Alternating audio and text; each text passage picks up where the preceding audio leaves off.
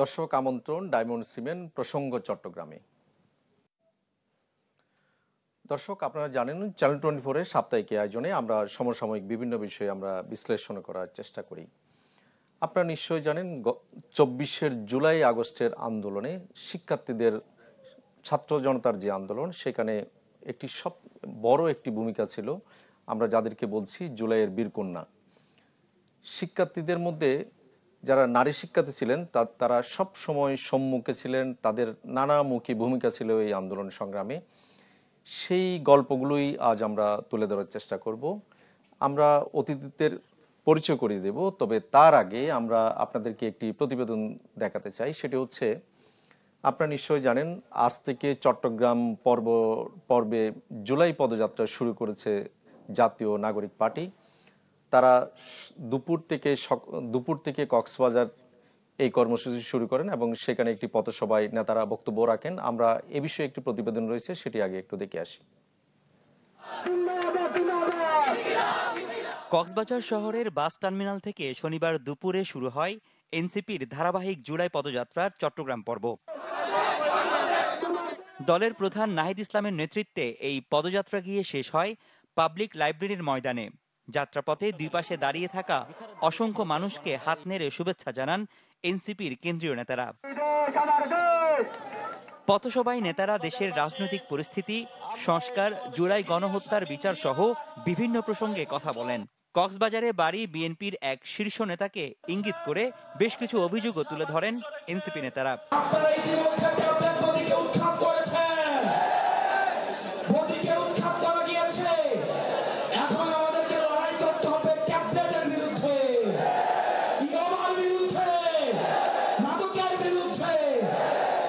এখন শুনছি কক্সবাজারে নব্য গডফাদার শিলং থেকে এসেছে, গ্যার দখল করছে, মানুষের জায়গা জমি দখল করছে, চাঁদাবাজি দখল করছে, আবার নাকি সেই সংস্কার বুঝে না।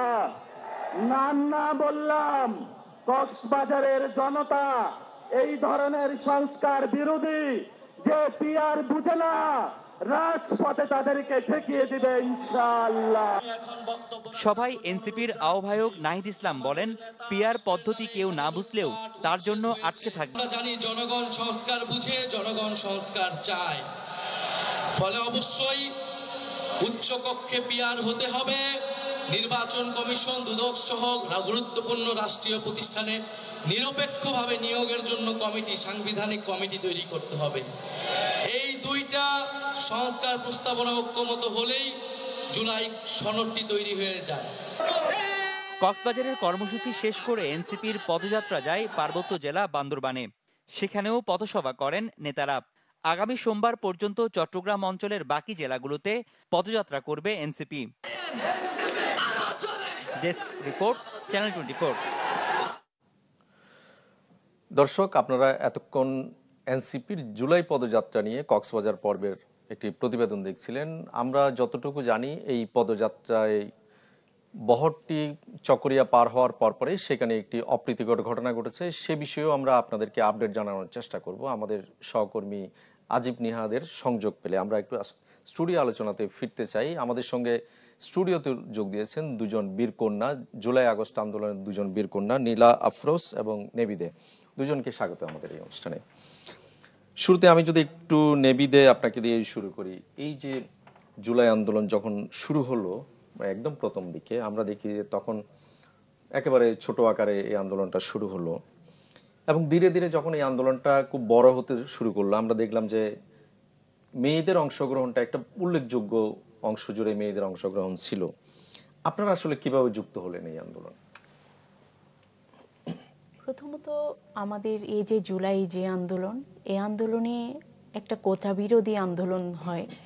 এই কোটা বিরোধী আন্দোলনটা যখন চট্টগ্রাম বিশ্ববিদ্যালয় থেকে শহরমুখী হয়, এর পরবর্তীতে আমরা এক দুদিন দেখি যে আমাদের এইখানে বিশ্ববিদ্যালয়ের ভাই বোনেরা আসে।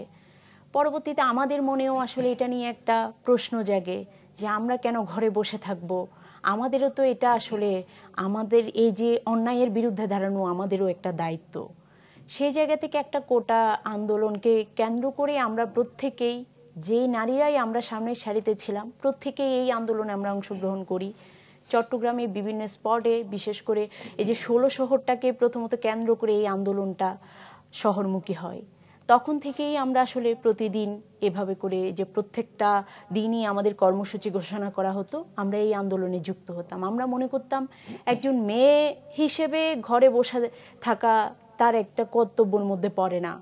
আমরা মনে করি একজন মেয়ে পুরুষ বলে কথা না, একজন মানুষ হিসেবে আমার দেশের জন্য আমাকে আমার যতটুকু আমি পারি সেই সংগ্রামে আমাকে লড়তে হবে।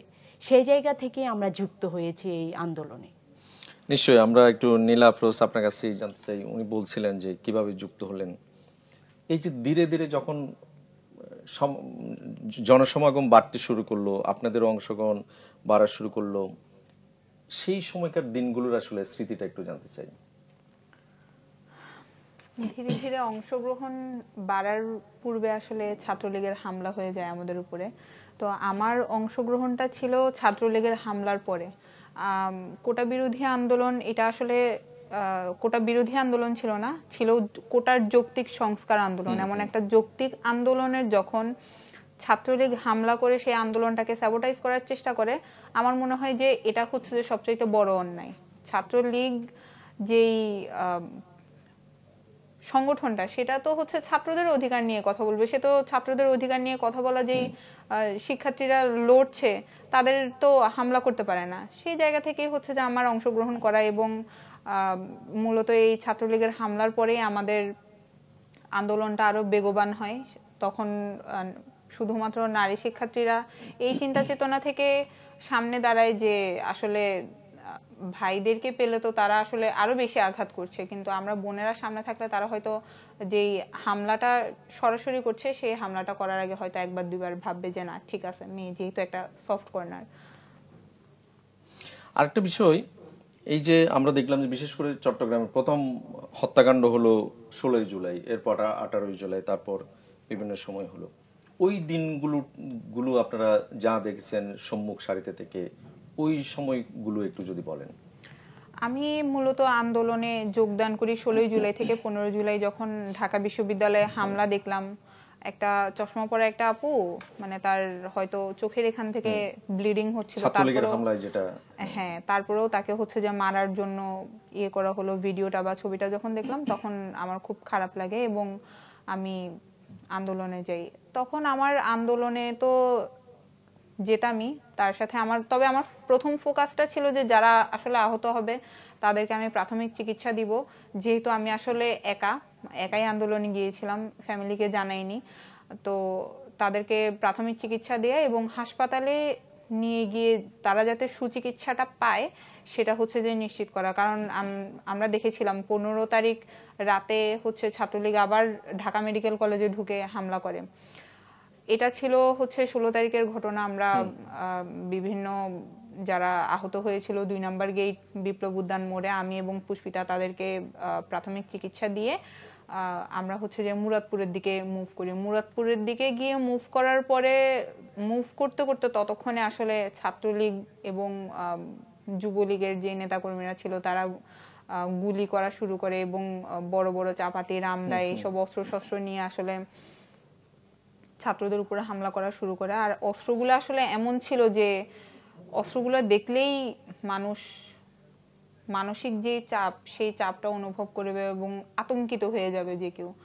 তো আমরা সেখানে দেখছিলাম যে ভ্যান গাড়িতে করে, রিক্সাতে করে কিংবা টেম্পোতে করে হচ্ছে যে শত শত আহত নিয়ে যাওয়া হচ্ছে। সেদিনই আমাদের ওয়াসিম আকরাম শহীদ হয়। তারপর তো 17 জুলাই ছিল গায়েবানা জানাজা, যারা শহীদ হয়েছে তাদের জন্য, সেটা ছিল লালদিঘি ময়দানে। সেখানে যদিও যাওয়ার সময় আসলে আমি অলিখা মসজিদে আমাকে আটকে দেওয়া হয়, জিজ্ঞেস করা হয় যে আমি আসলে কোথায় যাচ্ছি। তখন তো ফোন চেক করা থেকে শুরু করে আমার ফোনের নিরাপত্তাও আমার কাছে ছিল না। তো এরপর প্রেস ক্লাবে উদ্বিগ্ন নাগরিক বৃন্দের একটি সমাবেশ হয়, আমি সেখানে যোগদান করি। আসলে তখন তো সারা বাংলাদেশ জুড়ে প্রত্যেকটা স্পটেই যে যেভাবে পারছে আন্দোলন করে যাচ্ছে, নিজেদের ভয়েসগুলো রেইজ করছে। তারপর আমাদের 18 তারিখ বাংলা ব্লকের কর্মসূচি হয়। সেদিন তো শুরু থেকেই প্রথম প্রহর থেকে ইন্টারনেট ব্ল্যাকআউট করে দেওয়া হয়। ইন্টারনেট ব্ল্যাকআউটের পরে আমরা ফোনে যোগাযোগ করে নতুন ব্রিজে চলে যাই এবং সেদিন তো আপনারা দেখেছেনই যে ইউনাইটেড নেশনের গাড়ি দিয়ে হচ্ছে আমাদের উপর শুট করা হয়। তো আন্দোলন যখন আমরা কর্মসূচি যখন বাস্তবায়ন শুরু করেছিলাম তখন হচ্ছে পুলিশের যে বিভিন্ন সদস্যরা কর্মকর্তারা ছিল তারা আসছিল, আমাদের সাথে কথা বলছিল এবং আমাদেরকে এক প্রকার হুমকি দিচ্ছিল, এক প্রকার হুমকি না, হুমকিই দিচ্ছিল। বলছিল যে আপনারা এখান থেকে চলে যান, এখানে দাঁড়ানো যাবে না, আমাদের উপর নির্দেশ আছে আপনাদেরকে গুলি করার। তো আমরা জিজ্ঞেস করছিলাম যে আসলে এরকম একটা যৌক্তিক আন্দোলনে গুলি করার, বা আমি দেশের জনগণ, আপনি আমার টাকায় বেতন পাচ্ছেন, আপনার গায়ের পোশাকটা আমার টাকায় কেনা, আপনি যেই গুলি করবেন বলছেন সেই গুলির বুলেটটা এবং সেই গুলিটাও আমার টাকায় কেনা, তাহলে এই অথরিটি আপনাকে কে দিছে যে আপনি আমাকে গুলি করবেন? তখন উনি কিছু বলে নাই, ভড়কে যায় আমার এই কোয়েশ্চেনে এবং উনি বলে যে আমাদের উপর থেকে নির্দেশ আছে। আপনাদের সঙ্গে দুজনের সঙ্গে আমাদের আরো কথা হবে, আমাদের ছোট্ট একটা বিরতি নিতে হবে, আপনাদের দুজনের সঙ্গে আরো কথা বলবো। দর্শক, ছোট্ট একটা বিরতি নিব, ফিরবো একটু পর, সঙ্গেই থাকুন।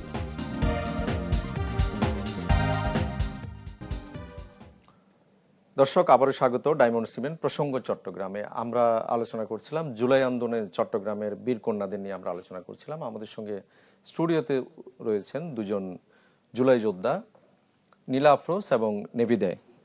আমি এ পর্যায়ে একটু নেভিদে আপনার কাছে যেতে চাই। এই যে আপনারা যখন আন্দোলনে সম্পৃক্ত হলেন, প্রথমে হয়তো আপনি একা গেছেন, কিন্তু ধীরে ধীরে আপনারা আসলে এটা কিভাবে সংগঠিত করতেন বা কিভাবে আপনারা এই অর্গানাইজগুলো করতেন? প্রথমত আমাদের যে ওই সময়টা আসলে একত্র হওয়াটাই অনেকটা বেশি ভীতির কাজ ছিল, মানে মনের মধ্যে একটা ভয় কাজ করত। 11 তারিখে আমাদের প্রথম বাধাটা আমরা অতিক্রম করি ছাত্রলীগের টাইগার পাস মোড়ে। ওই দিনই আমরা টাইগার পাস মোড়ে একটা বাধা অতিক্রম করার পরে প্রত্যেকে যে যার যার যে জায়গা থেকে আমরা ওই ভীতিটা কাটিয়ে আমাদের এই যে একটা টেলিগ্রাম গ্রুপ ছিল, ওই টেলিগ্রাম গ্রুপে আমাদের রাতের বেলা আমরা যারাই আন্দোলনে আসতাম সবাই মিলে আমাদের একটা অনলাইন মিটিং হতো টেলিগ্রাম গ্রুপে আমরা মিটিং করার পরে ওখানে হোস্ট ছিল নীলা আফরোজ। তো সেই টেলিগ্রাম গ্রুপ থেকে আমরা বিভিন্ন দিক নির্দেশনা, কোথায় মিলিত হব, কিভাবে মিলিত হব, জায়গাগুলো আমরা ঠিক করতাম, কোথায় জমায়েত হবে। এটা ধীরে ধীরে আমরা প্রতিদিন একইভাবেই আমরা মিটিংটা করি এবং প্রতিদিনই আমরা একটা প্লেস ঠিক করি যেখানে আমরা একত্রিত হব। পরবর্তীতে ছাত্রলীগের এমন এক অবস্থা যে তারা আমাদের মোবাইল চেক করা, প্রত্যেকটা নিউজ করা, সেই সময় আমাদের ফেসবুক, হোয়াটসঅ্যাপ, মেসেঞ্জার প্রত্যেকটা আমাদের ডিলিট করে দিতে হয়। ওই মুহূর্তে আমরা টেলিগ্রামের মধ্য দিয়েই আসলে সবাই একত্রিত হওয়ার যেই তথ্য সেটা আমরা রাতের বেলায় অনলাইন মিটিংয়ে আমরা নিতাম। সেভাবে করে আমরা প্রত্যেকটা জায়গায় এসে এক এক জায়গায় এক একজন বিচ্ছিন্ন থেকে সবাই যখন আসলে একসাথে আসতো, গ্রুপে বলা বলি হতো, তখন গিয়ে আমরা জড়ো হতাম একটা জায়গায়। তখন জড়ো হওয়ার ফলে আমরা অনেকেই যখন আসতাম তখন গিয়ে আমাদের আর তো আমাদের ফাইট করতে সমস্যা নেই। একা হলে যেভাবে একটা ফাইট করতে আমি একা তো আর 10 জনের সাথে পারবো না, হয়তো আমরা 10 জন একজনের সাথে আমরা ফাইট করতে পারবো। সেই জায়গা থেকে আমরা সবাই একত্রিত হয়েই আমরা ওই আন্দোলনের স্পটে এসে আন্দোলনটা আমরা শুরু করতাম। আমাদের যে কর্মসূচি সেগুলো আমরা শুরু করতাম। যদিও 11 তারিখে আমাদের প্রথম বাধা, ওখানে আমি ছিলাম ওই ব্যানারের সাথে। ওই ব্যানারে আমি ছিলাম, আমাদের আরও 5-6 জন আমরা মেয়ে ছিলাম শুধু ওই দিন। এই 5-6 জন মেয়ে কিন্তু এই ব্যানারের সাথেই ছিলাম। ওখানে আমাদের পুরো ব্যানারের যখন পুলিশের সাথে একটা সমঝোতার জায়গা তৈরি হয় তখন কিন্তু সেটা প্রায় আধা ঘন্টার মতো তারা এই সমঝোতার জায়গাটা তৈরি করে নিতে চায়। কিন্তু আমরা বলছি যে আমরা একটা আন্দোলন করছি শান্তিপূর্ণভাবে, আমাদেরটা ছিল টাইগার পাস মোড়েই আমরা অবস্থান করব। সেদিনই পুলিশ অনেক বেশি আমাদেরকে বাধা দেয় এবং এক পর্যায়ে তারা সমঝোতা করতে করতে এমন একটা পর্যায়ে চলে যায় যে আমরা আসলে নিজেরাই ব্যাগ দিতে আসলে বাধ্য হই। সে জায়গায় যখন পুলিশ আরও বেশি আমাদের উপরে করা হয়ে আমাদের উপরেই আসে, তখন এক দল যে ছেলেগুলো আমাদের পেছনে ছিল সেই ছেলেগুলো কিন্তু ওখান থেকে বাধ্য হয়ে পালিয়ে যেতে। ওরা 2 নম্বর গেটে গিয়ে তখন অবস্থান করে, কারণ পুলিশ এমনভাবে, মানে আমাদের যা জমায়েত ছিল তার চেয়ে দ্বিগুণ পুলিশ ছিল ওইখানে। পরবর্তীতে আমরা মেয়েরা যারা এই ব্যানারের সাথে থাকি, মেয়েরাই আসলে ওই পুলিশের চারপাশে আমাদের পুলিশ, আমরা মাঝখানটাতে পড়ে যাই, আমাদের চারপাশে পুরো ঘিরে আছে পুলিশ, আমাদের ব্যানার নিয়ে টানাটানি করছে। কিন্তু আমাদের কথা হচ্ছে আমরা ব্যানারটা আমাদেরকে রক্ষা করতে হবে। একটা আন্দোলন এবং একটা বিপ্লবের যে একটা প্রতীক হিসেবে আমরা দেখি, বা আমাদের সবচেয়ে একটা অর্জনের বা নিজেরা যেটা ছিনিয়ে রাখার, সেটাই তো আমাদের বড় একটা অস্ত্র ব্যানারটা। সেই জায়গায় আমরা মেয়েরা কিন্তু এই ব্যানারটা ছাড়ি নাই। আমরা এই ব্যানার নিয়ে ওই পুরো চক্করের মধ্যে, পুলিশের চক্করের মধ্যে আমরা অবস্থান করছি। এই যে এটা তো রাজপথে পুলিশের বাধা বা আইন শৃঙ্খলা বলি বা সরকারি বাহিনীর বলি, এটা বাধা। এই আন্দোলনে যোগ দিতে গিয়ে আসলে পারিবারিক বা সামাজিক কি আপনাদের আসলে বাধার মুখে পড়তে হয়েছে? প্রথমত হচ্ছে আমি যে আন্দোলনে যাই সেটা পারিবারিকভাবে পরিবারকে না বলেই যাই। আমার হচ্ছে যে পরিবারকে জানালে পরিবার চিন্তা করবে, আমাকে নিয়ে ভাববে, সেই জায়গা থেকে আমি পরিবারকে না জেনেই এই আন্দোলনে যাই। এবং এই আন্দোলনে যাওয়ার পরবর্তীতে আমাকে আসলে পরিবারকে অনেক বেশি ফেস করতে হয়। যখন দেখছে বিভিন্ন টিভি চ্যানেলে আমাকে দেখছে, তখন আমার পরিবার অনেক বেশি উদ্বিগ্ন হয়ে যায় এবং উদ্বিগ্ন হয়ে আমাকে নানাভাবে বাধা দেয়। কিন্তু তারা তো আসলে আমার দিকটা চেয়ে, এই সময়ে তো নানাভাবে গুম হচ্ছে, ঘর থেকেও গুম হচ্ছে, ঘরে থেকেও নিরাপদ না। ওই জায়গা থেকে আমাকে আসলে নানাভাবে আমার পরিবার আমাকে ঘরে থাকার জন্য বলে, কিন্তু আমি তাদের কথা শুনিনি। আমার মনে হয়েছে আমার এখানে এত এত ছেলে মেয়েরা, এত এত আমার ভাই বোনেরা নামছে, সেই জায়গায় আমি কিভাবে ঘরে থাকি। আমি প্রতিদিনই এই আন্দোলনে চলে যেতাম, পরিবারের কথা না শুনেই আমি এই আন্দোলনে চলে যেতাম। এবং ওই সময়ে আমি আমার নিজ বাসায়ও থাকতে পারিনি। ওই সময় আমার একটা দিদির বাসা ছিল, ওখানে আমি থাকি, এবং আমার বাসা আর দিদির বাসা দুটোকেই করে আমি থাকি। এই সময় আসলে সামাজিক যে আমাদের যারা চেনে জানে, এরাও নানা রকম প্রশ্ন করে যে এই যে আমরা আওয়ামী লীগকে হঠাৎ একটা পর্যায়ে তো এটা আসলে একটা সরকার বিরোধী আন্দোলন হয়ে যায়, সরকারকে, ফ্যাসিস্ট সরকারকে পতনের আন্দোলন হয়ে যায়। সেই সময়ে নানাভাবে আমরা যে টিউশনে যাচ্ছি, বা আমরা সামাজিকভাবে যে বিভিন্ন জায়গায় আমরা যাচ্ছি, বা এই যে আমরা একত্র হওয়ার জন্য বিভিন্ন স্পটে দাঁড়াচ্ছি, ওখানেও নানা পরিচিত মানুষ, এনারা নানাভাবে আমাদেরকে বলে যে সরকার যদি চলে যায় পরবর্তীতে আপনারা কি ভাবছেন, বা এটা কি আদৌ ঠিক হচ্ছে কিনা। আবার আপনারা জানেন যে এই সময়ে এই পুরো ইয়েটা হচ্ছে যে হিন্দু যারা, তাদের একটা সেন্টিমেন্ট হচ্ছে এই আওয়ামী লীগ, তাহলে তাদেরও কিন্তু একটা ভয় আছে। 15 বছরে তারা যেভাবে নির্যাতিত হয়েছে, নিপীড়িত হয়েছে, সেই জায়গা থেকে আমি একজন হিন্দু, সেই হিসেবে আমাকেও কিন্তু এই হিন্দু যারা আমার রিলেটিভস, তাদের থেকেও কিন্তু নানা কথা শুনতে হয় এটার দিক থেকে। তো আমি তো, আমার কথা হচ্ছে যে যেটা অন্যায় সেটা অন্যায়ের বিরুদ্ধে আমাকে কথা বলতে হবে। এখানে আমি হিন্দু কি মুসলিম সেটা আমার বিবেচ্য বিষয় নয়, আমি একজন মানুষ, এবং এই আন্দোলনটা আমার কাছে সঠিক এবং ন্যায়সঙ্গত আন্দোলন মনে হয়েছে। আমি সেই জায়গা থেকে এই আন্দোলনে যুক্ত হয়েছি। এমনকি এই যে আন্দোলনে আমি আহত হলাম 11 জুলাই, ওই দিন সব মেয়েরা ব্যানার নিয়ে টানাটানি করতে গিয়ে এক পর্যায়ে আমার উপরে সব মেয়েরা পড়ে, আমার মাথায় প্রচুর ব্যথা পায়, ফাটে নাই, কিন্তু ভেতরের যে ইন্টারনাল যে আঘাতটা, সেটা আমাকে এখনো পর্যন্ত, আমার কোনো এই যে মাথা ব্যথাটা এত তীব্র, যেটার এখনো পর্যন্ত আমি নিরাময়টা করতে পারিনি। নিশ্চয়ই। আমরা নীলা আফরোজের কাছে যাওয়ার আগে আমি একটু কক্সবাজারে যেতে চাই, সেখানকার একটু পরিস্থিতিটা একটু জেনে আসতে চাই। দর্শক, আপনাদেরকে আগেই জানিয়েছিলাম যে এনসিপির গাড়িবহর চকরিয়া পার হওয়ার সময় সেখানে একটি অপ্রীতিকর ঘটনা ঘটেছে, তাদের মঞ্চ ভাঙচুর হয়েছে। এইসব বিষয় নিয়ে আমি একটু জানতে চাই। আমাদের কক্সবাজার থেকে যোগ দিচ্ছেন সহকর্মী আজিব নিহাত। নিহাত, আপনি নিশ্চয়ই আমাকে শুনতে পাচ্ছেন, সেখানে আসলে কি ঘটেছে আমাদেরকে একটু বিস্তারিত জানান।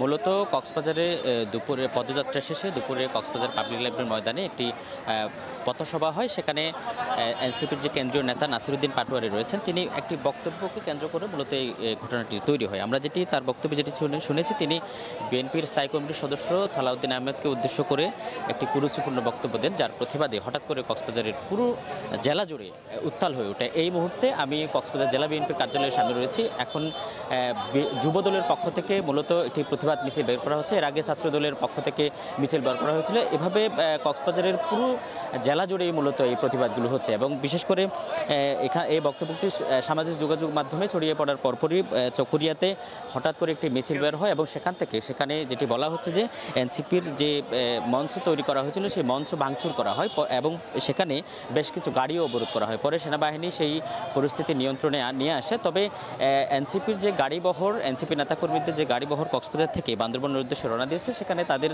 কোনো প্রতিবন্ধকতা তৈরি হয়নি এবং তাদেরকে কোনো ধরনের বাধা দেওয়া হয়নি এবং তাদের সেখানে বহরে থাকা এনসিপির যুগ্ম সদস্য সচিব সুজাউদ্দিন, তার সঙ্গে আমার কথা হয়েছে। তিনি যেটি বলছেন যে তারা এই মূলত যে নাসির পাটোয়ারির যে বক্তব্যকে কেন্দ্র করে হঠাৎ করে কক্সবাজারের উত্তাল পরিস্থিতি এবং তাদের দলের নেতাকর্মীদের পোস্টার ব্যানার ছিঁড়ে ফেলা হচ্ছে বিভিন্ন জায়গায়, তারা তাৎক্ষণিকভাবে নিন্দা জানিয়েছেন এবং তারাও যেটি বলছেন যে প্রতিবাদের ভাষা আরও সুন্দর হতে পারত। তবে নাসিরউদ্দিন পাটোয়ারি কোনো নির্দিষ্ট ব্যক্তি বা দলের যেহেতু নাম ধরেননি, সুতরাং বিষয়গুলোকে আরও একটু সহনশীলভাবে মোকাবেলা করা যেতে বলে তারা মনে করছেন। এবং এদিকে বিএনপির পক্ষ থেকে বলা হচ্ছে যে তারা যেই মন্তব্য এনসিপির পক্ষ থেকে করা হয়েছে সেটা আসলে কোনোভাবে কক্সবাজারের মানুষ সেটি মেনে নিতে পারেনি। বিশেষ করে বিএনপি ঘরানার সকল রাজনৈতিক দলের মধ্যে একটা উত্তেজনা তৈরি হয়েছে এবং সেটি আমরা চকরিয়াতে যেভাবে দেখেছি একইভাবে পেকুয়া সহ প্রত্যেকটি উপজেলায় হচ্ছে এবং এই মুহূর্তে কক্সবাজার শহরের যেই জেলা বিএনপির কার্যালয় রয়েছে সেখান থেকে যুবদলের একটি বিশাল বিক্ষোভ মিছিল বের হচ্ছে এবং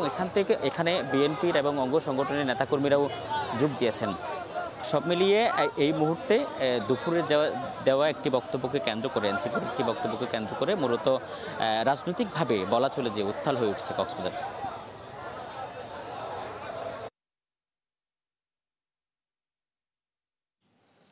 নিহাদ, আপনাকে অনেক ধন্যবাদ। দর্শক, আমরা দেখছিলাম কক্সবাজারের পরিস্থিতি। আমরা আবারও একটু আলোচনায় ফিরতে চাই। নীল আফরোজ, আপনার কাছে যেতে চাই যে নেভিদে তার অভিজ্ঞতার কথা বলছিলেন যে কিভাবে সামাজিক পারিবারিক নানা বাধা ডিঙ্গিয়ে এই আন্দোলনে অংশ নিতে হয়েছে। আপনার ক্ষেত্রে অভিজ্ঞতাটা একটু শুনতে চাই। আচ্ছা, আমি আমার অভিজ্ঞতাটা বলার আগে আমি আমার সহবক্তা যিনি আছে নেভিদে, আমি একটু তার সম্পর্কে বলতে চাই। আমাদের পরিচয়ে আমরা একই হোস্টেলে ছিলাম রুমমেট হিসেবে। তো যদিও আন্দোলনের সময় আমি জানতাম না যে নেভিদে আন্দোলন করছে বা সেও জানতো না যে নীলা আন্দোলন করছে। তার যে পারিবারিক বাধাটা সেটা আসলে সর্বপ্রথম আসে তার দিদির কাছ থেকে, কারণ তার দিদি পুলিশে চাকরিরত অবস্থায় ছিল।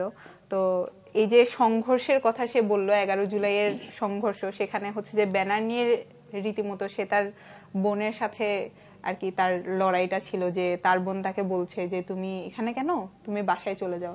আর সে বলছে যে আমি আমার যৌক্তিক দাবি নিয়ে আন্দোলন করতে এসেছি, তোমার দায়িত্ব তুমি পালন করো। মানে ব্যাপারটা হচ্ছে যে সে তার জায়গা থেকে এতটাই আপোষহীন ছিল যে আমার পরিবারের সদস্যও যদি অন্যায় করে আমি তার বিরুদ্ধেও কথা বলবো, এমন ভোকাল ছিল আমাদের নারীরা। আর আমার কথা যদি বলতে যাই, পরিবার থেকে আসলে তেমন কোনো বাধা আমি পাইনি, কারণ আমার পরিবারের যারা ছিল, আমার মা এবং আমার বোন ভাইয়ারা, তারা প্রত্যেকেই আসলে আমাকে ওইভাবেই গড়ে তুলেছে, আমার বাবা সহ, যে যাতে আমি অন্যায়ের বিরুদ্ধে সবসময় স্ট্যান্ড নিতে পারি। এবং তারা আসলে এটা নিয়ে ভয় পেত যে মেয়ে মানুষ, ও এত ভোকাল,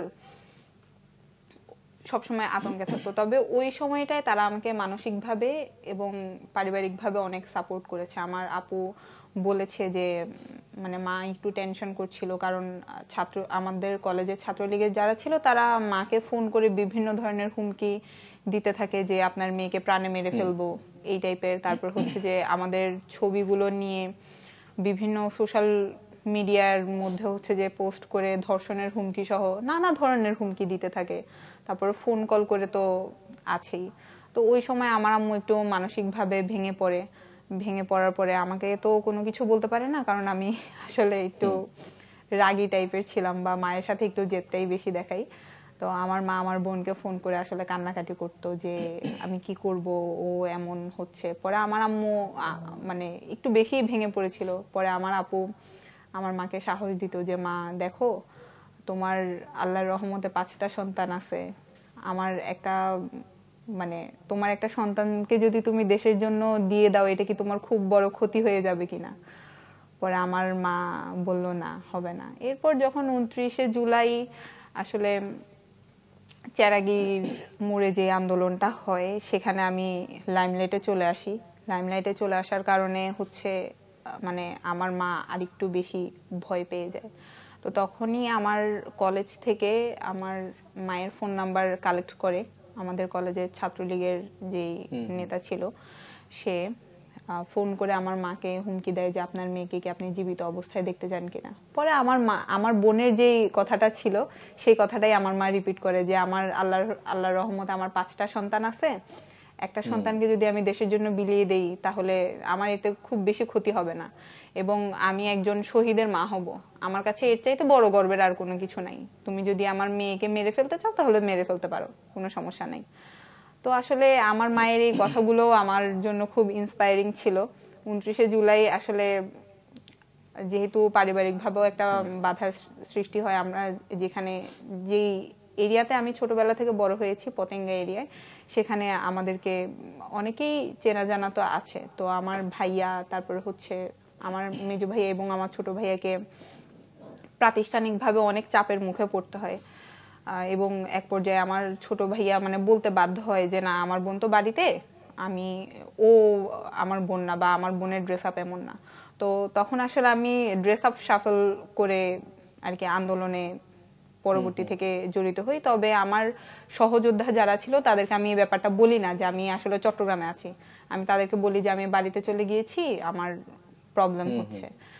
তো আত্মগোপনের যে ব্যাপারটা, আমি মেসে ছিলাম, আমি মেস থেকে আমার যেই বাড়িওয়ালা ছিল উনিও একটা রাজনৈতিক দলের পদধারী ছিল, যার কারণে যেহেতু উনিও রাজনৈতিকভাবে চাপে ছিল, এরপর আমিও তো আন্দোলন করছি, যার কারণে উনি আমাকে মানে বলতে বাধ্য হয় যে তুমি আসলে এখান থেকে চলে যাও, মানে আমাকে গৃহহীন থাকতে হয়। পরে আমি ওখান থেকে আমার আপুর বাসায় চলে যাই এবং আপুর বাসা থেকেই আন্দোলনটা চলমান রাখি। নিশ্চয়ই। আমি একটু যদি আবার নেভিদে আপনার কাছে যাই, নীলা আফরোজ যেটা বলছিলেন যে আপনি পারিবারিক যে জায়গাটাতে নিজের যে আপসহীন ভূমিকাটা রাখতে হচ্ছে, ওইটা একটু যদি বলেন। ওটা ওই দিন আসলে আমার দিদি, আমার বোন, বড় বোন, উনি তো কনস্টেবলে আছে এইখানে চট্টগ্রামে। তো ও আগে থেকেই আসলে এটা বুঝতে পেরেছে যে আসলে এখানে আজকে কোনো না একটা হামলা হবে। সে আমাকে আগে থেকে সতর্ক করে, বারবার সে আমাকে বলে যে না যেতে, এবং সে কিন্তু ডিউটিটা ওই দিন নিয়েছেই আমার জন্য। সে তার শারীরিক অবস্থাটাও ঠিক ভালো ছিল না, সে হামলা হবে সেটা শুনেই আসলে আমার জন্যই সে আন্দোলনের ডিউটিটা নিয়েছিল। ওই দিন আমরা তো টাইগার পাস মোড়ে ওখানে একভাবে ওই চক্করেই পড়ে যাই। তখন আমার বোনের দিকে তো আসলে তাকানোর মতো ঠিক ইয়েটা আমার নাই, আমার কাছে সে আমার প্রতিপক্ষ, সেটাই আমার মনে হয়েছে ওই মুহূর্তে। সে আমাকে বারবার আমার হাত ধরে বের করে নিয়ে আসার চেষ্টা করছে। সেই জায়গায় আমার আরেকজন আমার সহযোদ্ধা, আমার বড় বোনের মতোই, দীপা মজুমদার, উনি ছিলেন। উনি ওই জায়গায় থেকে আমার দিদিকে আশ্বাস দেয় যে আমরা আছি, তোমার বোনের কিছু হবে না। আবার আমিও দিদিকে জানাই যে এটা তো আমার লড়াই, আমি আমার কাজ করি, তুমি তোমার কাজটা করো। তোমার দায়িত্ব যেমন সরকার থেকে আসছে যে বাধা দেওয়া, তুমি বাধা দাও, সেক্ষেত্রে তো আমি কিছু বলতে পারবো না। তোমাদের সাথে আমার লড়াই করে, তোমাদের সাথে আমি লড়াইটাই করতে পারবো সর্বোচ্চ, কিন্তু তুমি আমাকে এখান থেকে যেতে বলতে পারো না।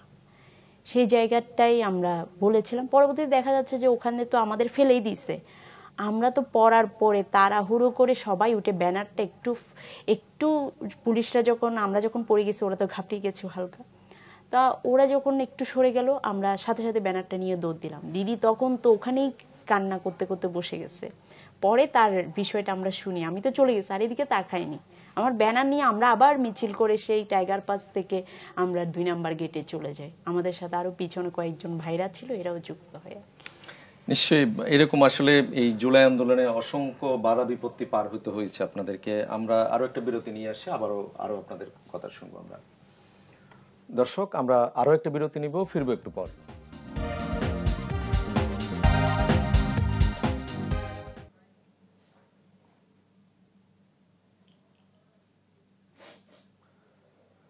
দর্শক, আবারও স্বাগত ডায়মন্ড সিমেন্ট প্রসঙ্গ চট্টগ্রামে। আমরা আলোচনা করছিলাম জুলাই আন্দোলনে চট্টগ্রামের বীরকন্যাদের নিয়ে আমরা আলোচনা করছিলাম। আমাদের সঙ্গে স্টুডিওতে রয়েছেন নীলা আফরোজ এবং নেভিদে। আবারও যাই আপনাদের কাছে, আমি নেভিদে আপনার কাছে যদি জানতে চাই, সেটা হচ্ছে এই যে দীর্ঘ সময় ধরে আপনারা আন্দোলন করেছেন, একটা পরিবর্তিত সময়, আপনারা নতুন একটি বাংলাদেশ, এই যে গত 1 বছর পার হলো, আপনারা প্রথমে হয়তো কোটা নিয়ে আন্দোলন করেছেন, কিন্তু পরবর্তীতে তো একটা নতুন বাংলাদেশ বা নতুন একটি ব্যবস্থার জন্য আপনারা আন্দোলন করেছেন। এই জায়গায় দাঁড়িয়ে আসলে আপনাদের এই যে আকাঙ্ক্ষার জায়গাটা আসলে কতটুকু হলো? এটা আমরা যে আকাঙ্ক্ষা থেকেই এই আন্দোলনে যুক্ত হয়েছি, হয়তো এটা কোটা সংস্কার বিরোধী আন্দোলন ছিল, কিন্তু পরবর্তীতে এটা একটা সরকার পতনের আন্দোলনে রূপ নেয়। এটা আমরা এই যে 1 বছর পূর্ণ হতে যাচ্ছে, এই সময়ে এসে আমরা যদি দেখি, আমরা যে আশা আকাঙ্ক্ষা, একটা বৈষম্যহীন বাংলাদেশ আমরা যেভাবে চেয়েছিলাম, যেখানে কোনো ধরনের অনিরাপদ কোনো বিষয় থাকবে না, যেখানে আইন শৃঙ্খলা ঠিক থাকবে, আইন ঠিক থাকবে, সেই জায়গায় কিন্তু আমরা এখন এসে দেখি সেগুলোর কিছুই আমরা পাইনি। আমরা এই এত বড় একটা অভ্যুত্থান আমরা সংগঠিত করার পরবর্তীতে একটা মানুষের আকাঙ্ক্ষা থাকে আমার দেশটা নিরাপদ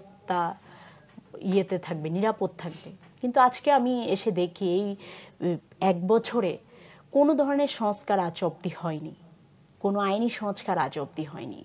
এই যে এর মধ্যেও কিছু ঘটনা ঘটলো, হত্যার ঘটনা, ধর্ষণের ঘটনা, হয়তো 15 বছর ফেসিস্ট থাকার সময়ও ঘটেছে, কিন্তু এই 1 বছরে তো আমরা একটা সংস্কার, একটা নিরাপত্তা আশা করেছিলাম, একটা বৈষম্যহীন বাংলাদেশ আশা করেছিলাম, কিন্তু আমরা সেটার কোনো কিছুই আমরা দেখতে পাচ্ছি না। আবার নারীরা যেভাবে ভূমিকা রেখেছে, এখন নারীদের নিয়ে যেভাবে প্রহসনের মতো করে কথাবার্তা তৈরি করা হচ্ছে, এবং কি নানা দিকে যে এত ধর্ষণ হচ্ছে, এখন নারীদেরকে এমনভাবে পিছিয়ে আনার একটা দিক কিন্তু আমরা দেখতে পাচ্ছি। মেয়েদের পোশাক নিয়ে কথা বলা হচ্ছে, আবার মেয়েরা এতক্ষণ কেন বাইরে থাকবে, এই ধরনের একটা বিষয় আসছে, যখন ধর্ষণের বিষয়টা নিয়ে কথা আসছে। তা আমাদের কথা হচ্ছে একজন নারী বা পুরুষের বিষয় না, বিষয়টা হচ্ছে আমি একজন নাগরিক, আমাকে এই দেশে একজন নিরাপদ মানুষ হিসেবে আমি বাঁচতে পারবো। সেই জায়গায় আমি ফ্যাসিস্ট আমলে যে ধরনের একটা অবস্থা দেখেছি, অনিরাপদ অবস্থা, আবার এই যে কোনো ধরনের খুন দর্শন হলে বিচার হতো না, দুর্নীতি, চাঁদাবাজ, এগুলো ছিল, ঠিক একই কায়দায় কিন্তু এই সময়ও আছে। এগুলো আমাদের চোখের সামনে প্রতিনিয়ত ঘটতে আমরা দেখছি। আবার এটা নিয়ে কোনো ধরনের আইনি ব্যবস্থায় আজ অবধি নেওয়া হয়নি। এতগুলো খুন দর্শন হলো, এদের কোনো ধরনের মৃত্যুদণ্ড দেওয়া হয়নি।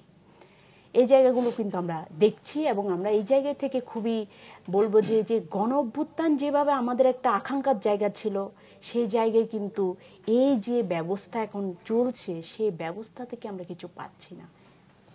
নিশ্চয়ই আমরা আবারও একটু যেতে চাই যে এনসিপির যে পদযাত্রা হচ্ছে, সেখানে আমরা একটু যেতে চাই। দর্শক, আমাদের সঙ্গে এই মুহূর্তে যুক্ত হচ্ছেন আমাদের সহকর্মী ইবেন মীর। তিনি রয়েছেন সাতকানিয়ার কেরানীহাটে। আমরা একটু তার কাছে জানবো যে এনসিপির পদযাত্রার সবশেষ কি অবস্থা। ইবেন,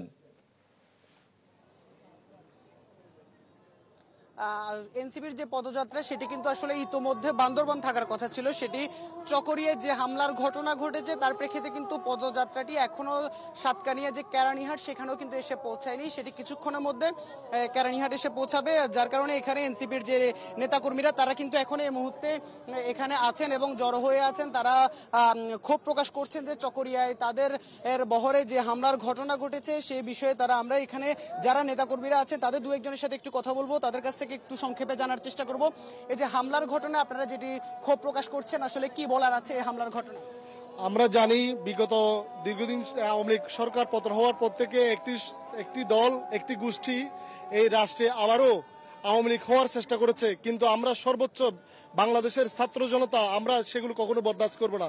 আমাদের রক্ত আর শাহাদত দিয়ে এদেশের বিজয়, এদেশের স্বাধীনতার সর্বমুহূর্ত রক্ষা ক্ষেত্রে আমরা এক ইঞ্চিও আমরা ছাড় দিতে রাজি নই। একটু আপনার কাছে যদি জানতে চাই, এই পদযাত্রা থেকে মূলত দেশের মানুষকে নতুন কি শোনাতে চান আপনারা? আমরা চাই পেশি শক্তির রাজনীতির অবসান হোক, আদর্শের রাজনীতির উদ্বেলিত হোক, এই আশাটুকু রাখি আমরা জনগণের কাছে। আমরা মানুষের দ্বারে দ্বারে যাচ্ছি, মানুষ আমাদেরকে সাদরে গ্রহণ করতেছে।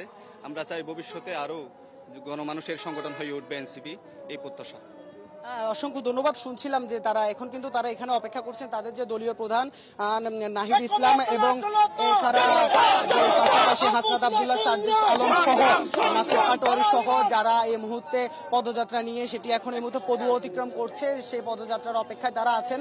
তারা একটি নতুন স্বপ্ন দেখাতে চাচ্ছেন দেশের মানুষকে, একটি নতুন রাজনৈতিক যে বন্দোবস্তের স্বপ্ন তারা বলছেন, সেই স্বপ্ন তারা আসলে মানুষের দ্বারে দ্বারে গিয়ে মানুষের কাছে পৌঁছে দিতে চাচ্ছেন।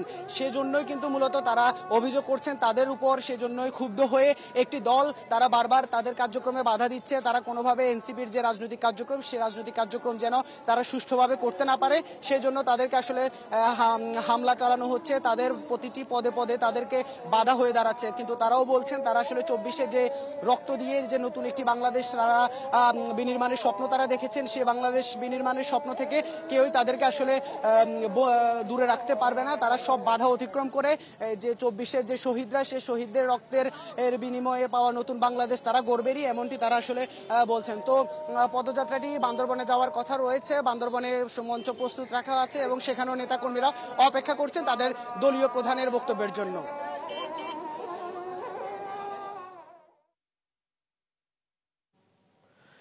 ইভেন আপনাকে অনেক ধন্যবাদ। দর্শক, আমরা জানছিলাম এনসিপির যে জুলাই পদযাত্রা সেটির সবশেষ অবস্থা আমাদেরকে জানাচ্ছিলেন সহকর্মী ইভেন মীর। আমরা আবারও আলোচনায় ফিরতে চাই। নীলা আফরোজ, আপনার কাছে যাই। নিবিদে যেটা বলছিলেন যে আশা আকাঙ্ক্ষার যে জায়গাটা, আপনারা যেই আশা আকাঙ্ক্ষা নিয়ে এই গণ অভ্যুত্থান করেছেন, একটি পরিবর্তিত পরিস্থিতি নিয়ে এসছেন দেশে, আপনার আকাঙ্ক্ষার জায়গাটা একটু যদি জানতে চাই। আসলে শুধুমাত্র গণ অভ্যুত্থান না, মানে 24-এর গণ অভ্যুত্থানটাই না, আমরা যদি 47-এর আমাদের মুক্তির আন্দোলন, আজাদী আন্দোলন, তারপর হচ্ছে 71-এর আন্দোলন, এরশাদ পতনের আন্দোলন, প্রত্যেকটা আন্দোলনেই নারীদের ভূমিকা আসলে পুরুষদের মতোই ছিল। ইট ওয়াজ 50-50। কিন্তু আন্দোলনের পরবর্তী সময়ে নারীরা কোথায় যেন হারিয়ে যায়। এটা আসলে মানে প্রত্যেকটা জায়গাতেই আমরা দেখে এসেছি, ইতিহাস যদি দেখি। তবে 2024 সালে এসে বা 2025 সালে এসে যখন আমরা একই ঘটনার পুনরাবৃত্তি ঘটতে দেখি, এটা আসলে একটা হতাশার জায়গায়।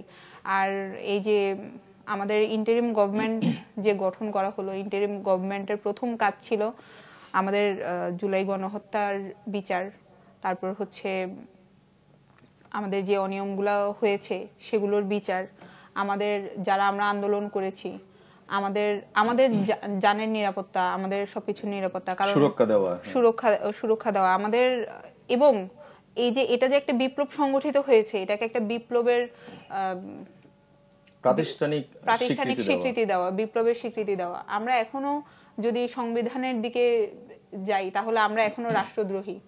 যদি কখনো এই বিপ্লব ফল করে তাহলে আমাদের প্রত্যেককে ফাঁসির মঞ্চে ঝুলতে হবে। এই দায়ভারটা আসলে কে নিবে? আমাদের তো এই ইন্টারিম গভর্নমেন্ট ফল করার, বা যদি ইন্টারিম গভর্নমেন্টের একটা ব্যর্থতা বলতে চাই, তাহলে আমার মতে সবচেয়ে বড় ব্যর্থতা হচ্ছে যে তারা নারীদেরকে নিরাপত্তা দিতে পারেনি। জুলাই গণ অভ্যুত্থান সফল হয়েছে একমাত্র নারীদের অংশগ্রহণের কারণেই। যে কারণগুলোর কারণে জুলাই গণ অভ্যুত্থান সফল হয়, সেই সফলতার মধ্যে বড় একটা কারণ হচ্ছে যে নারীদের অংশগ্রহণ। সেই নারীরাই যখন আমার দেশের 51% ভোটার এবং 51% জনগণ কিন্তু আমাদের দেশের নারীরা, সেই 51%কে যখন বাদ দিয়ে কোনো কিছু চিন্তা করা হয়, তাহলে সেখানে আসলে কংক্রিট কোনো কিছু উঠে আসে না। তো আমার জায়গা থেকে আসলে আমি খুবই হতাশ। তবে আমরা এই ব্যাপারগুলো নিয়ে কাজ করছি। আমার জায়গা থেকে আমি আশা রাখতে চাই ইন্টারিম গভর্নমেন্ট তার যে ভুল ভ্রান্তিগুলো হচ্ছে সেগুলো শুধরে নেবে এবং পরবর্তীতে নারীদের নিরাপত্তা নিশ্চিত করবে। এই যে আপনি বলছিলেন যে নারীরা কোথায় যেন হারিয়ে গেল, এটা আসলে কেন হলো? আমরাও দেখলাম যে আসলে গত 1 বছরে যে নারীরা নেতৃত্ব দিয়েছে আন্দোলনে, কোথায় যেন আসলে নারীদের এরপর থেকে তারা পিছিয়ে গেল, কি কারণ?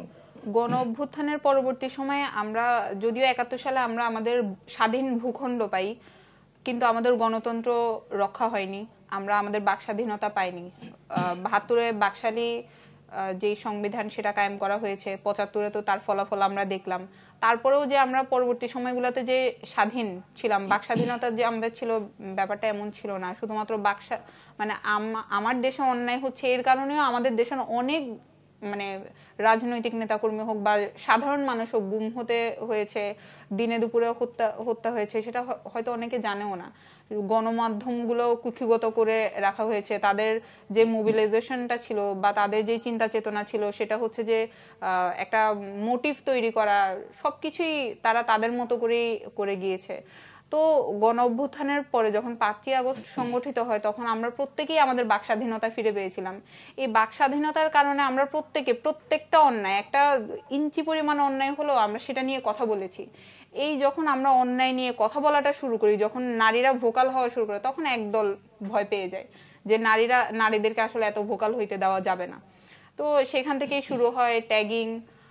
যেমন আগে আওয়ামী লীগ ছিল যারা নিষিদ্ধ সংগঠনের কর্মীরা, ওদের বিরুদ্ধে কোনো কথা বলে বা ওদের অন্যায় নিয়ে কথা বললে ট্যাগ দিত জামাত শিবির। এখন অন্যায় নিয়ে কথা বললে ট্যাগ দেওয়া হচ্ছে শাহবাগী, ট্যাগ দেওয়া হচ্ছে বাম। তো এই ধরনের ট্যাগিং গুলার কারণে কিংবা চরিত্র হননের চেষ্টার কারণে আসলে নারীরা নিজেদের সম্মান নিয়ে তারা ঘরে ফিরে গিয়েছে, আমার মনে হয় এটাই। এবং আমাকেও অনেকভাবে দমিয়ে রাখার চেষ্টা করা হয়েছে, তবে আমার জায়গা থেকে আমার মনে হয়েছে যে আন্দোলনের সময় আমাকে দেখে যেমন 10টা মেয়ে শিখেছে, এখনো আমাকে দেখে 10টা মেয়ে শিখবে। সেই জায়গা থেকে আমি আমার সংগ্রাম জারি রেখেছি এবং ইনশাআল্লাহ আমি আমার এই সংগ্রাম জারি রাখবো। নিশ্চয়ই। নেবিদে, আপনার কি মনে হয়, মানে আপনার মূল্যায়নটা কি, কেন আসলে নারীরা এই পিছিয়ে গেল এত একটি মানে কঠিন একটা আন্দোলনের নেতৃত্ব দেওয়ার পরও? এই যে ঘটনা নীলা আফরোজের কথাও আসছে যে নারীরা যেভাবে সামনে থেকেছে, নারীরাই আসলে প্রত্যেকটা আন্দোলনেই যদি আমরা বলি, প্রত্যেকটা আমাদের ইতিহাস যদি আমরা দেখি, ইতিহাসে কিন্তু নারীদের একটা বড় অবদান আমরা দেখি। তাহলে সেই জায়গায় কিন্তু এই সময়ে কিন্তু তার পুনরাবৃত্তি ঘটেছে। এই সময়েও আসলে এই যে নারীদেরকে যে নিরাপত্তা দেওয়ার বিষয়, সেই নিরাপত্তাটা কিন্তু নারীদেরকে দিতে পারে না। এই আন্দোলনের পরবর্তীতেও কিন্তু একই চিত্র আমরা দেখছি, যেটা 15 বছরও হয়ে এসছে এবং 24-এর যে এই আন্দোলনের পরবর্তীতে আমরা মনে করেছি নারীরা এবং প্রত্যেকটা মানুষ তাদের যে স্বাধীনতা, স্বাধীনভাবে বাঁচার সেই সত্তাটা তাদের মধ্যে জিয়ে থাকবে। কিন্তু দেখা যায় নানাভাবে এই নারীদেরকে কুক্ষিগত করছে। সেটা আমাদের সামাজিক মাধ্যম বলি, বিভিন্ন ক্ষেত্রে মব জাস্টিস যেটা এখন হচ্ছে সেটারও একটা ভীতি কিন্তু নারীদের মধ্যে আছে। আবার এই নারীদের যে অধিকার, এই নারীরা যেভাবে তাদের স্বাধীনতা নিয়ে কথা বলতে পারার যে তাদের আকাঙ্ক্ষা, সেই আকাঙ্ক্ষাকে কিন্তু কুক্ষিগত করেছে যে সামাজিক নানা ধরনের যেই অপপ্রচার, তার পাশাপাশি যে মব জাস্টিস এবং এই যে বিচারহীনতার যে একটা অভাব আমরা এখানে দেখছি, যে আইনি ব্যবস্থা নেওয়ার যে একটা এখানে আইনি ব্যবস্থা নেওয়ার ক্ষেত্রে কোনো ধরনের যে ঘাটতিটা আমরা দেখছি, এটার কারণে আসলে মেয়েরা নিজেদেরকে অনেকটুকু পিছিয়ে নিয়ে গেছে আর কি। এটাই নিশ্চয়ই। আমরা আপনাদের অনেক কথা শুনলাম, আপনাদেরকে অনেক ধন্যবাদ আমাদের সময় দেওয়ার জন্য। দর্শক, আপনাদেরকেও ধন্যবাদ। ভালো থাকুন সবাই।